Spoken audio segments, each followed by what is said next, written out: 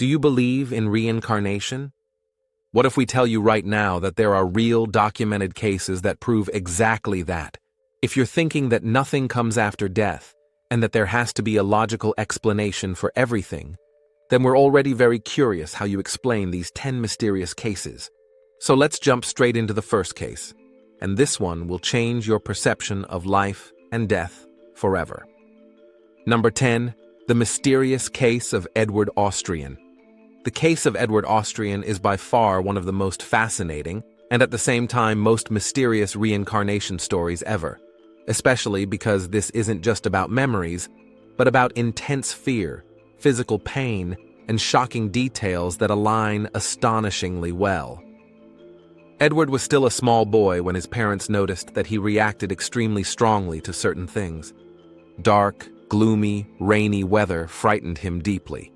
Even dark clouds or the mere sound of rain were enough to make him nervous and panicked. At the same time, he suffered from severe, unexplained throat pain that kept returning and became increasingly distressing over time. Doctors found no explanation, no inflammation, no infection, no visible diagnosis. Yet Edward complained of pain so intense that at times he no longer wanted to speak. For the medical professionals, this was a mystery, because physically everything appeared to be fine. And now things get truly unsettling. At around 4 years old, Edward began talking about things no one would expect from a child that age. He spoke of another life, of a terrible war, and of places he knew in striking detail.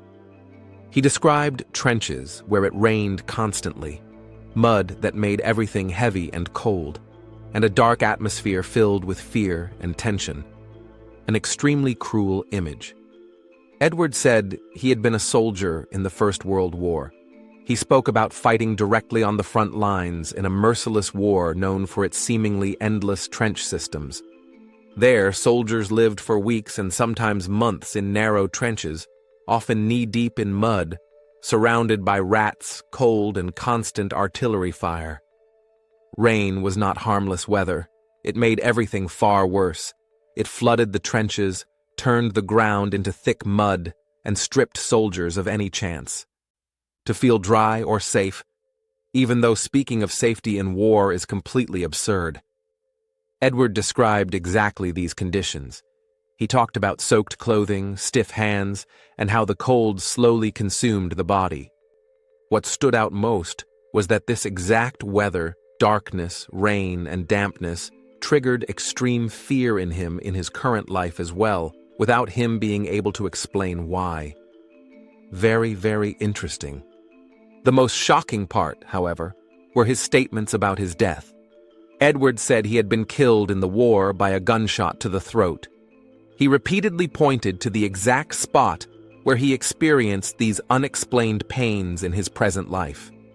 For him, the gunshot and the pain were inseparably connected. What makes this case even more unusual than it already is what happened afterward. The more Edward talked about this previous life, the better he felt. His throat pain weakened, the episodes became rarer, and over time they disappeared completely. Not because of medication or treatment, but solely through telling his memories. Absolutely insane. For the treating doctors, this connection was difficult to ignore. The symptoms that no one could previously explain dissolved at the exact moment. When Edward began speaking about his horrific memories, that definitely raised many questions. What amazed everyone, truly everyone, who heard Edward's story were the many emotional details he shared. Edward spoke about the constant fear during the war, about the uncertainty of whether the next day would even come. He talked about loud explosions, gunfire, and never knowing whether you would leave the trench alive. These descriptions aligned remarkably well with what is known about the First World War, a conflict that traumatized millions and left deep scars on history. Regardless of how you evaluate this case, one thing remains crystal clear. Edward's fears, his physical pain, and his detailed memories seem to be connected in a mysterious way. The case of Edward Austrian shows how strongly memories, regardless of where they come from, can influence present life. Now we inevitably have to ask the following questions.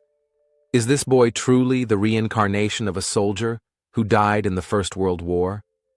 Have we perhaps all lived many lives, but simply cannot remember them anymore?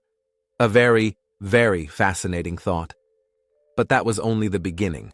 The truly shocking cases are still ahead of us. At this point, a quick question for you. Do you believe in reincarnation? Just write yes or no in the comments below. We're very curious to hear your opinions. Number 9, the disturbing case of Dilukshi Nissanka. Sometimes it isn't a single detail that makes a story so unbelievable, but the age of a child. In 1986, in Sri Lanka, a girl named Dilukshi Nissanka began talking about a previous life before her second birthday. You shouldn't forget that most children at that age can barely speak, let alone form coherent sentences. She repeatedly spoke about a village located around 130 kilometers from her home at the time, and about a stream that played an important role in her stories. Very early on, Dilukshi made it clear that this stream meant nothing harmless to her. She told her family that she had died there in a cruel way, that she had fallen into the water and could no longer get out. Shocking statements you would never expect to hear from the mouth of such a small child. At first, her parents paid little attention to these words, but over time, her descriptions became more specific. Dilukshi spoke about the village, named certain places, and eventually even pointed to the exact spot where she had drowned in a horrifying way. Particularly striking was her extreme fear of water. Every time her mother tried to bathe her, Dilukshi fell into intense panic. She screamed loudly, cried terribly, and could not be calmed down. The mere sight of water alone was enough to trigger this powerful reaction. For her parents, this panic was impossible to explain for a long time. Only much later did they realize that all these things were connected. What makes this case so extraordinary is not only Dilukshi's young age, but above all the number of precise statements she made. In total, she gave more than 20 specific details about her previous life. Details that were later verified, and all of them turned out to be true. Pretty insane. In addition, Dilukshi consistently refused to address her current parents as father and mother. Instead, she repeatedly demanded to be brought to her real mother. For her parents, this was painful to endure, and eventually gave them no peace. After some time, her parents gave in and set out together with Dilukshi to the village she had spoken about so often. As soon as they arrived, something happened that left even the greatest skeptics of reincarnation completely speechless. Suddenly, Dilukshi moved purposefully through the village and, without hesitating for even a second, headed straight toward a specific house. And now things become truly unsettling, because it was exactly the house where the girl who had drowned years earlier had lived. Dilukshi had never been in this village before. So how could she have known all of this? A true goosebumps moment. When Dilukshi then saw the woman who was the mother of the deceased girl, she ran toward her with joy and embraced her, without fear, without hesitation, a moment that brought tears to the eyes of those present. Shortly afterward, Dilukshi led the villagers to the stream, to the exact place where the other girl had lost her life in a horrifying way. The people in the village confirmed the tragic incident. They remembered very well the girl who had drowned there years earlier. The mother of the deceased child reacted deeply shaken. After everything she experienced, she eventually accepted Dilukshi as the reincarnation of her deceased daughter. A scene that was almost unbearable even for outsiders. A profoundly heartbreaking situation. Later, the Icelandic psychologist and author Erlendur Haraldsson took on this case, one of the best-known researchers in the field of reincarnation. He analyzed Dilukshi's statements, spoke with the family and villagers, and carefully verified every single claim. His conclusion was clear. The child's statements matched the real circumstances exactly. Haraldsson described the case of Dilukshi Nissanka as one of the most convincing reincarnation cases he had ever encountered. He said it was simply impossible that this little girl could have known all these things. Dilukshi's story later even found its way into a documentary by Story House Productions and was broadcast worldwide. This brought international attention to the case and significantly increased interest in reincarnation research. This led many people to reflect deeply on the following questions. So does reincarnation truly exist? How can you find out whether and how many times you have already lived? And what is the true purpose of reincarnation? Extremely fascinating questions. Subscribe to the channel and give the video a like. It's completely free and helps us continue making videos like these. Thank you very much. Number 8. The Case of Joan Grant. Joan Grant was a British author, born in 1907, whose name remains inseparably linked to one of the most well-known reincarnation cases of the 20th century. From an early age, she reported unusually vivid memories that did not come from her current life. Memories she herself described as fragments of a previous life in ancient Egypt. Very interesting. Grant repeatedly explained that she could not only remember this past life, but also specific information about the construction of the pyramids. She spoke about how they were built, who was involved, and what function they truly served. For her, this was not speculative knowledge, but personal experience. She later processed these memories in literary form in several novels, including Winged Pharaoh and Scarlet Feather. Winged Pharaoh in particular is considered autobiographical in tone and portrays the life of an Egyptian woman during the early dynastic period, with a level of detail that astonished even Egyptologists. It is striking that many of the cultural and religious aspects described by Grant were only confirmed years later through archaeological discoveries. Certain rituals, temple procedures, and social structures she described were barely researched or scientifically verified at the time her books were published, a fact that continues to puzzle critics to this day. Grant's statements about pyramid construction techniques were especially controversial. She claimed that the ancient Egyptians possessed knowledge far beyond what modern historiography recognizes. This extremely advanced knowledge was, according to her, completely lost later on. She spoke of highly developed spiritual masters who directed the construction of the pyramids. Techniques were used that today would be considered impossible. One of these was levitation, the ability to move matter solely through mental force. Grant explained that only in this way could the transport of multi-ton stone blocks be meaningfully understood. Furthermore, she described a deep understanding among the ancient Egyptians of the interaction between matter and mind. According to her, the pyramids were not merely tombs, but precisely engineered energy centers serving specific spiritual purposes. Grant also frequently emphasized the astronomical alignment of the pyramids. The constellation Orion in particular played a central role. She explained that the three great pyramids of Giza resemble Orion's belt in their arrangement and were deliberately aligned with this star formation. In her view, Orion symbolized the realm of the gods in ancient Egypt and the transition of the soul into a higher level of existence. Extremely interesting. What is particularly remarkable is that the connection between the pyramids and the Orion constellation only became publicly known many years later. So where did Grant obtain all this knowledge at the time? According to Grant, even the construction phase of the pyramids was accompanied by rituals and prayers. These ceremonies served to consciously activate and permanently stabilize the energetic properties of the structures. Grant's most extraordinary claim, however, was that the pyramids functioned as energetic portals that allowed communication with higher beings or gods and enabled spiritual insight. A notion considered extreme even within esoteric circles. Grant consistently stated that her books were based on real memories she experienced during deep trance states.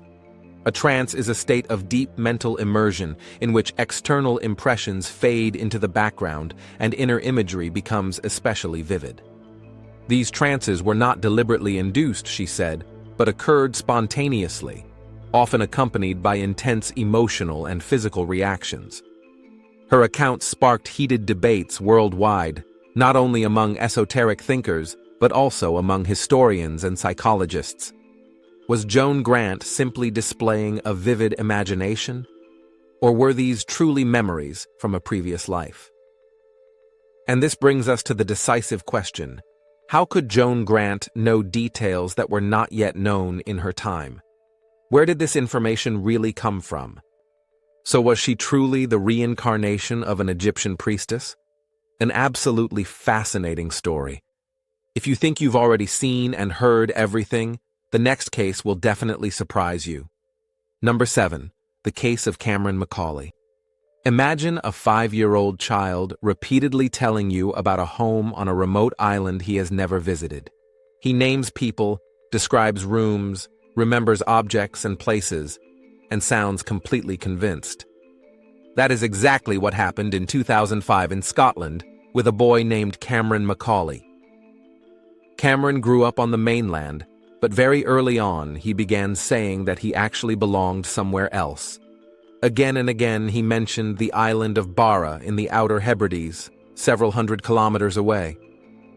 For Cameron, these were not invented stories. He spoke about them as if he had truly experienced them himself. Particularly striking was his strong emotional attachment to this place. Cameron would become sad whenever he spoke about Barra, and constantly expressed the desire to return there.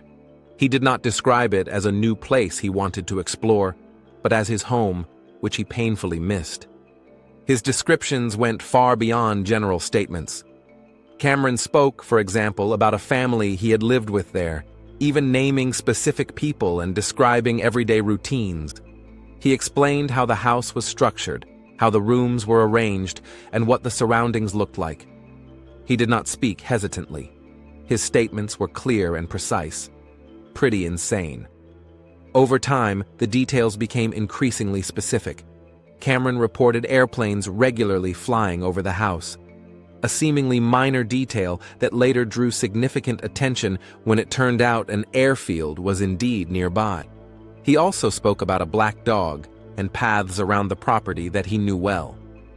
One detail appeared again and again in his stories: a boat named the Lexi. Cameron mentioned it casually, as if he knew it personally. His family, however, had no idea what he meant and wondered where he had heard the name. His longing for Barra eventually became too strong to ignore.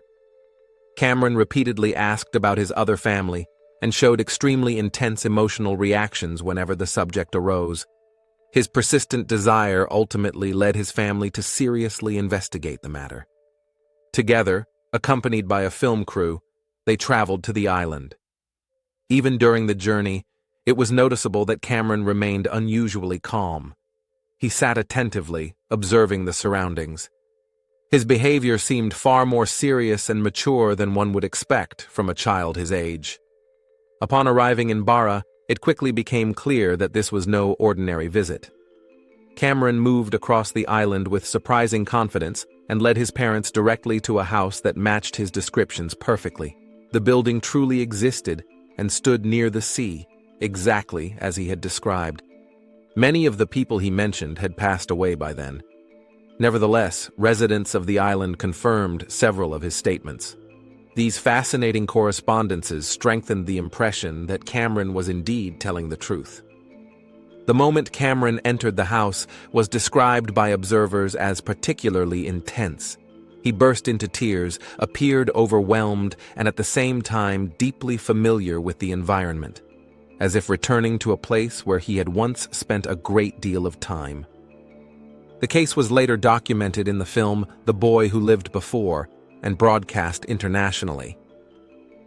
As a result, Cameron's story reached a global audience and sparked numerous discussions about the possibility of reincarnation.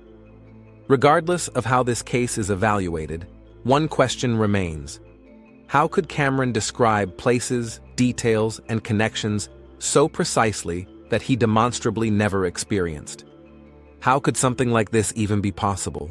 What comes next will change your view of life and death forever. Number 6. The incredible case of Duminda Ratnayake. Sometimes memories of a previous life reveal themselves not just through isolated statements, but through a combination of behavior, interests, and abilities that are impossible to explain. Exactly such a case attracted major attention in Sri Lanka toward the end of the 1990s. The story of a boy whose statements left even the greatest skeptics in astonishment. The boy in question is named Duminda Ratnayake. From early childhood, he began speaking about having once lived as a Buddhist monk. He mentioned a very specific place, the Asgiriya Temple in Kandy, a traditional monastery that has played an important role in the country's religious life for centuries and is part of an ancient monastic tradition. His statements did not seem random or playful. Duminda repeatedly said he had lived there and described in detail tasks, procedures, and daily routines of monastic life that he could not possibly have known. These descriptions did not appear only once, but returned repeatedly over a long period, consistent and without changes or contradictions. His behavior was also striking. Duminda showed strong interest in religious symbols, rituals, and discussions about spiritual topics. He treated sacred objects with respect, observed ceremonies attentively, and displayed a seriousness highly unusual for his age. This attitude shaped his behavior for an extended time and remained inexplicable to outsiders. As he grew older, his desire to visit the temple intensified. For him, it was unquestionably a place he felt deeply connected to. This recurring request eventually led to the visit being arranged. The moment Duminda entered the temple left everyone with chills.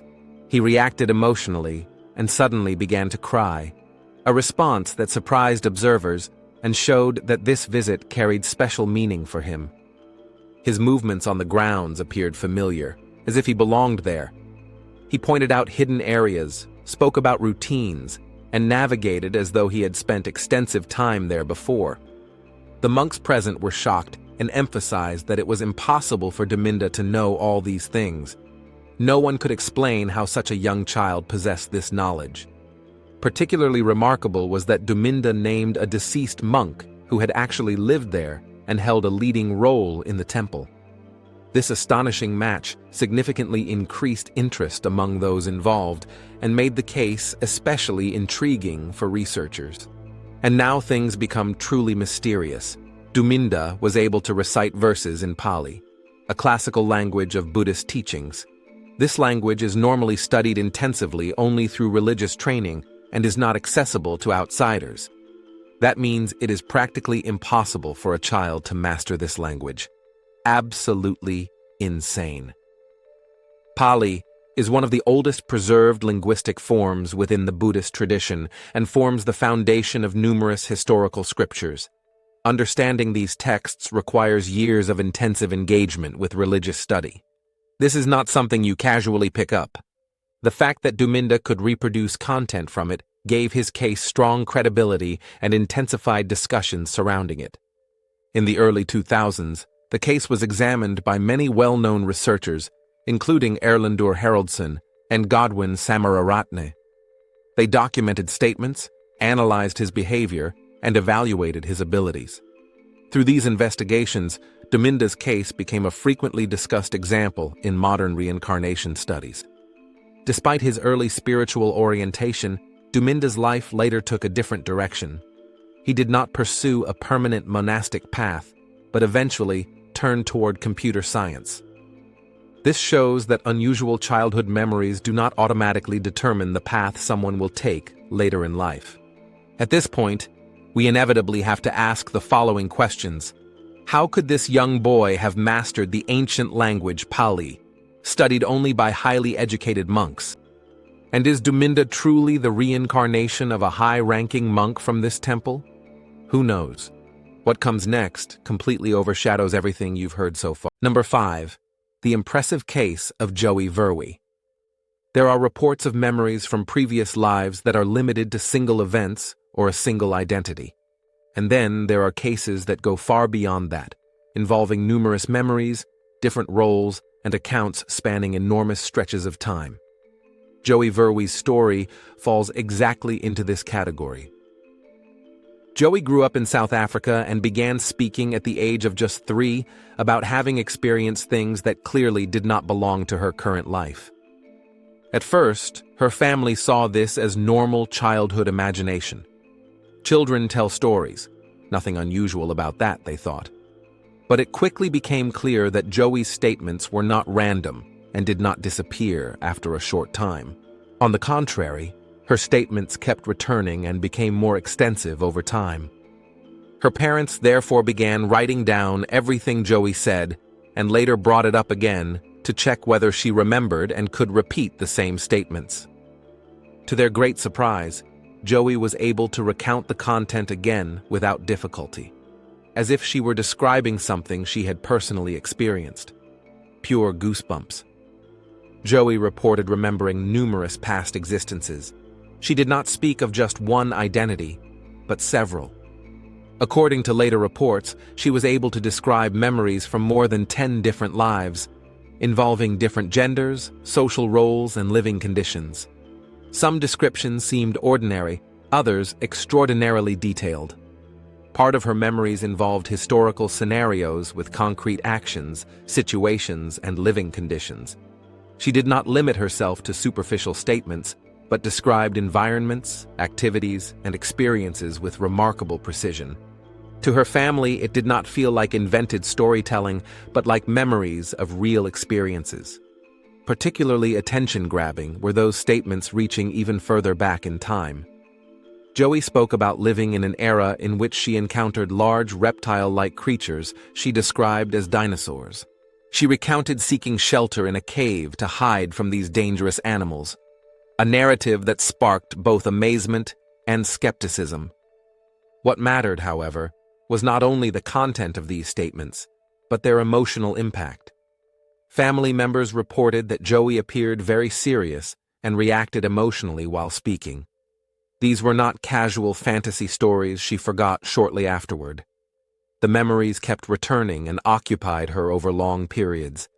As she grew older, her reports developed further. She structured her memories more clearly, connected events together, and was able to describe individual experiences in greater detail. This development led to her story gaining attention beyond her private environment and being documented. The more people learned about her case, the more divided opinions became. Some saw clear indications of memories from previous existences. Others viewed her statements as expressions of childhood imagination or psychological processes. The case became an example of how differently such accounts can be interpreted.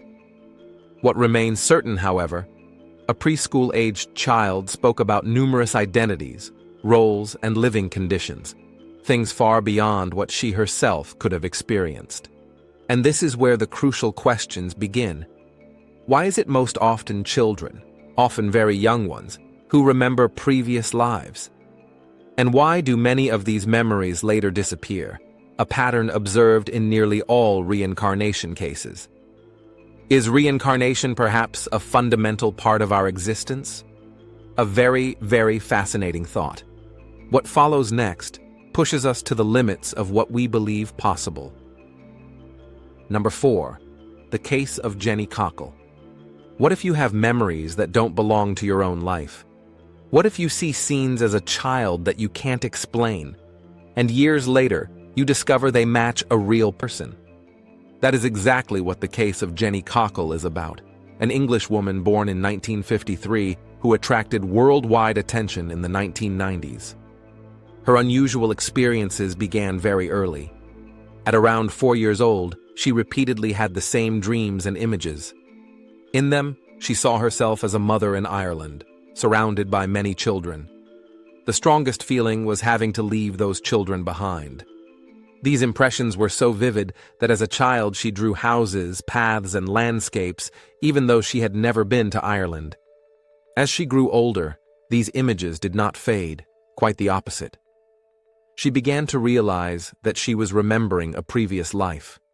She even named a name, Mary Sutton. Instead of dismissing these thoughts, she decided as an adult to systematically search for clues, This happened at a time when internet research did not yet exist. She worked with maps, archives, and church records. After an extended search, she actually found a matching trace. Historical records revealed a woman named Mary Sutton who had lived in the Malahide region near Dublin and died in 1932. Almost all the facts matched what Cockell had described. That was the point when she finally decided to travel to Ireland herself. There, she verified her memories step by step. She recognized streets and areas she had previously known only from her inner images. During her stay, an extraordinary moment occurred. Jenny Cockell met several of Mary Sutton's children, who were by then significantly older than she was. Decades after their mother's death, they encountered a stranger toward whom they nevertheless felt an unexpected closeness, an emotionally intense meeting that deeply moved everyone involved. Particularly striking was her description of the house: whitewashed walls, a slightly sagging roof, and a specific room layout. Details such as an open hearth with hooks for pots or a vegetable patch beside the house were later confirmed by relatives. It became even more concrete in her everyday descriptions. She spoke of mattresses being regularly refilled with chaff, a typical practice of earlier times. On one occasion, too much had been stuffed in, making the mattress impossible to fit through a doorway. This seemingly trivial memory was confirmed by those involved. It is precisely such small details that give her story such credibility. She also mentioned individual events. She described a rabbit caught in a trap, an incident confirmed by one of the children. She likewise remembered often waiting at a pier. It later turned out that Mary Sutton regularly waited there for her son, who worked nearby. Such connections only emerged after conversations on site. In addition, she described personalities within the family. Relatives confirmed that her character descriptions were accurate, describing one son, for instance, as particularly humorous and playful. She recognized typical clothing worn by the mother and spoke about daily household routines. Many of these statements had been written down before she had direct contact with family members. Later, her memories were compiled and compared with the family's statements. According to the investigations involved, there was a very high level of agreement in almost all aspects. How does someone obtain so many small personal details, especially at a time without the internet and without direct access to those involved? Is Jenny Cockell truly the reincarnation of Mary Sutton? So, is this proof that reincarnation exists? A quick question for you before we continue with the next case. Have you ever experienced déjà vu? Many people at least know a milder version of this feeling. You go somewhere for the first time, and yet everything feels familiar. Or you meet someone for the first time and instantly feel a strong connection. Have you ever experienced something like that? Just write it in the comments below. We're curious to hear your experiences. Number 3. The case of O'Neal Mahmoud. The case of O'Neal Mahmoud is considered one of the most astonishing reports connected to reincarnation and unusual linguistic phenomena. It concerns a 3-year-old boy from Israel who drew major attention in 2018 because he spoke fluent English with a British accent, even though he grew up in an environment where he had virtually no contact with the English language or culture. Quite interesting. O'Neal began speaking at around 2 years old, like many children at that age. At first, he produced incomprehensible sounds, as children typically do while taking their first steps into language. Since he comes from an Arabic-speaking Druze family, his parents naturally expected his first words to be Arabic. But that is not what happened. Instead, he began speaking English, and in a form his parents could not comprehend. No one in his environment spoke English with him, and according to the family, he had no access to media or instruction through which he could have learned the language. Particularly strange was that he did not know the Arabic meanings of the English words. A speech therapist and clinical linguist examined the boy and reached the interesting conclusion that his English ability roughly matched the level of a 5-year-old from an English-speaking environment, while his Arabic skills were essentially non-existent. As a result, he could barely communicate within his Arabic-speaking surroundings. How can something like this be explained? Why is this child able to speak a language that no one seemingly taught him? One possible explanation is a mysterious phenomenon known as xenoglossy. Xenoglossy describes reports of people speaking or understanding a language without consciously learning it.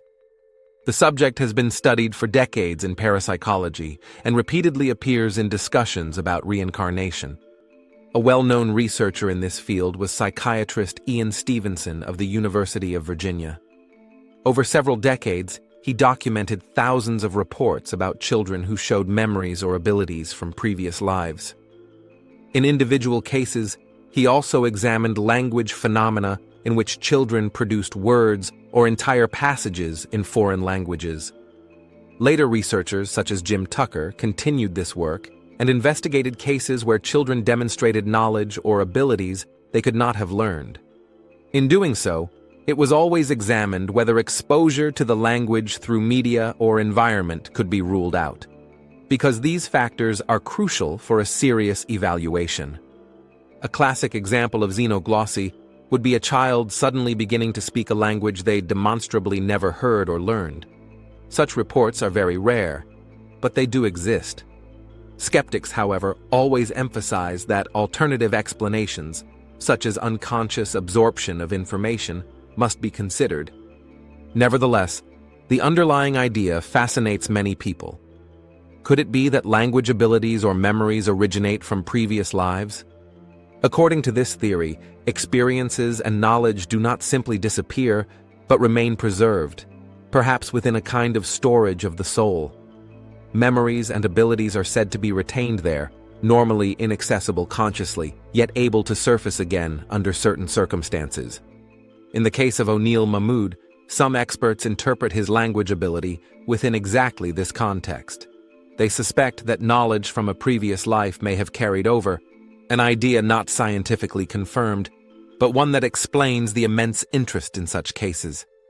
Many ask themselves, do memories truly end with death? Or do they continue independently of the physical body? Could that explain why certain abilities, places, or impressions feel familiar without us understanding why? That would certainly be a very interesting explanation.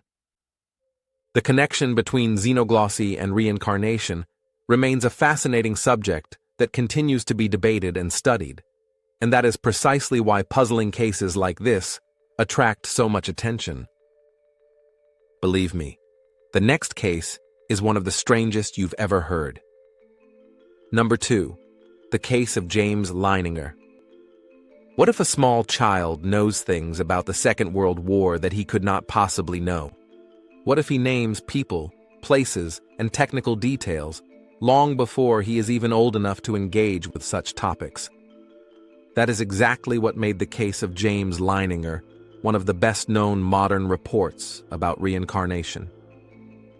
James was born in 1998 in Louisiana in the United States and grew up in a completely ordinary family.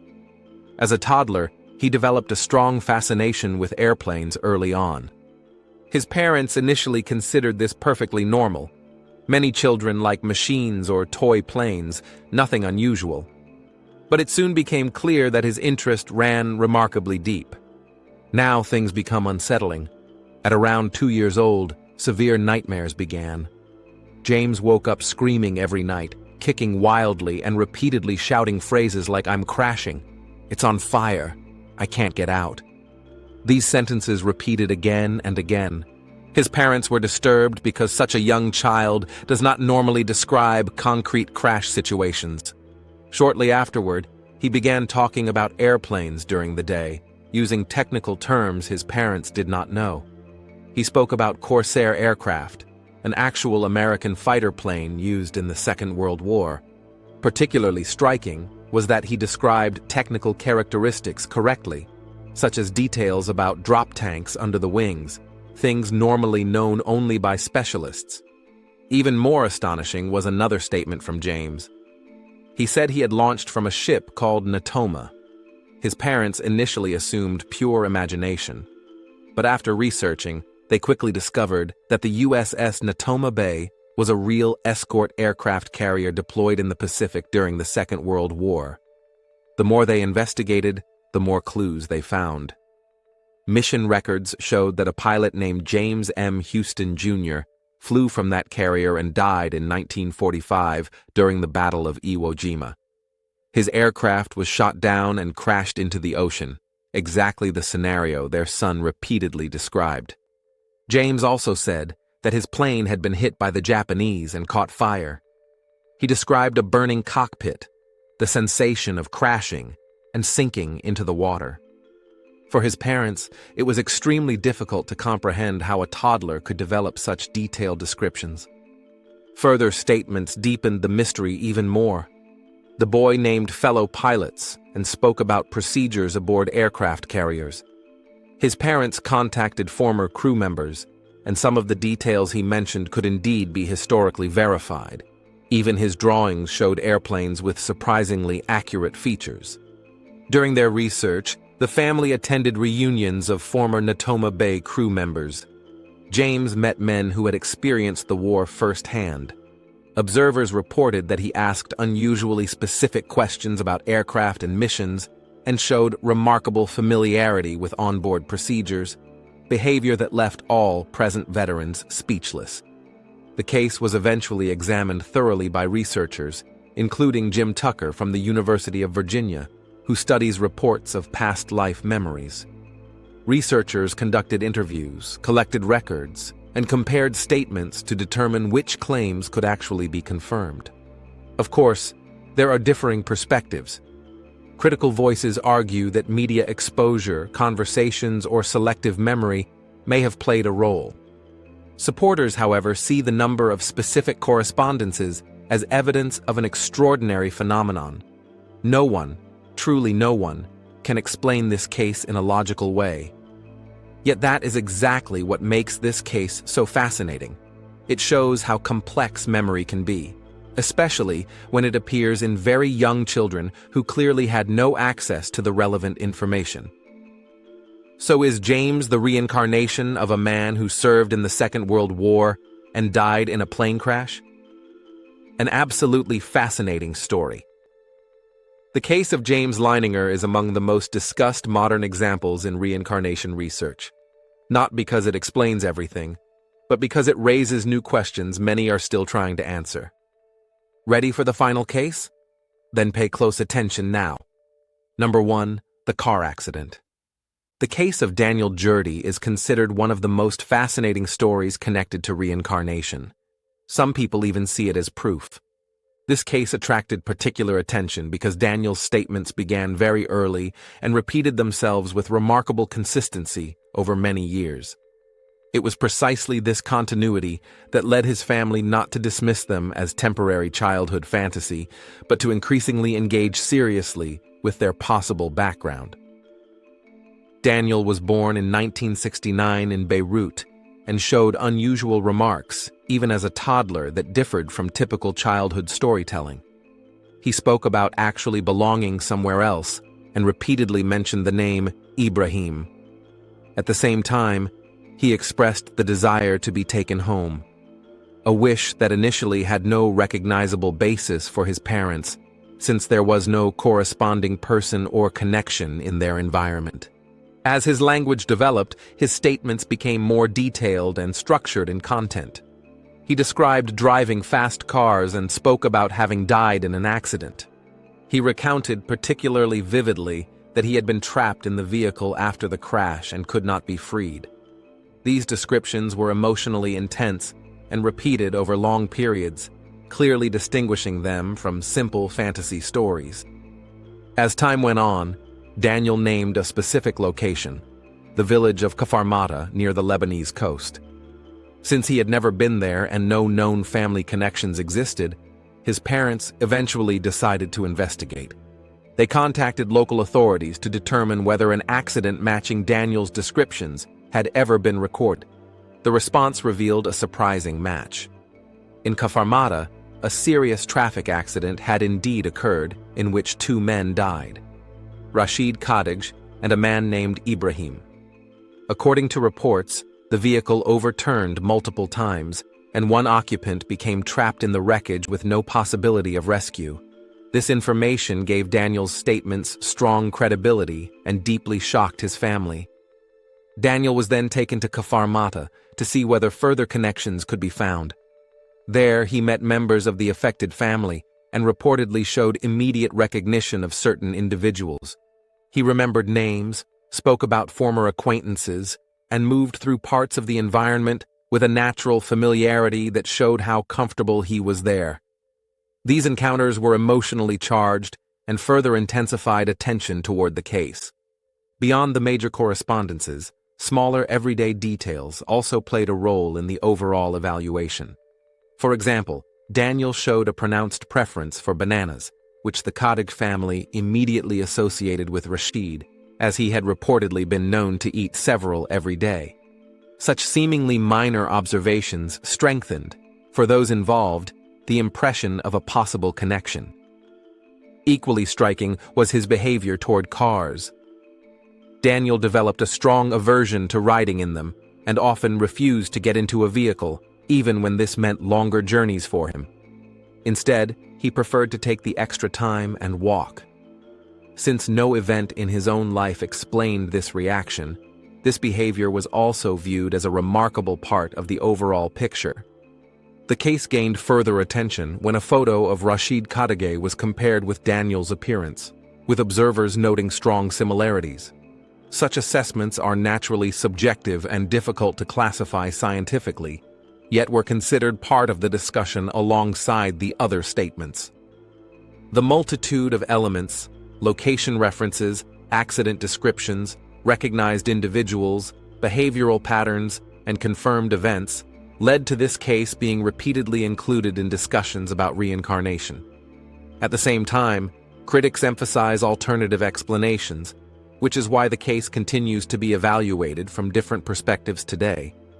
It is precisely this combination of confirmed details and open questions that makes the case so distinctive. It provides no clear answers, but it compels you to reflect on memory and whether experiences might persist beyond death. So how did Daniel know the name Ibrahim, the name of one of the men who lost his life in that car accident? And is Daniel truly the reincarnation of the other man, Rashid Khadige, who was trapped in the vehicle and died in a tragic way? Who knows? What do you think? Have you perhaps lived many lives already and simply cannot remember them? Does something like an immortal soul exist? Which case fascinated you the most? Write it in the comments below. We're very curious to hear your opinions. If you enjoyed the video, we'd appreciate a like and a subscription. Thank you very much.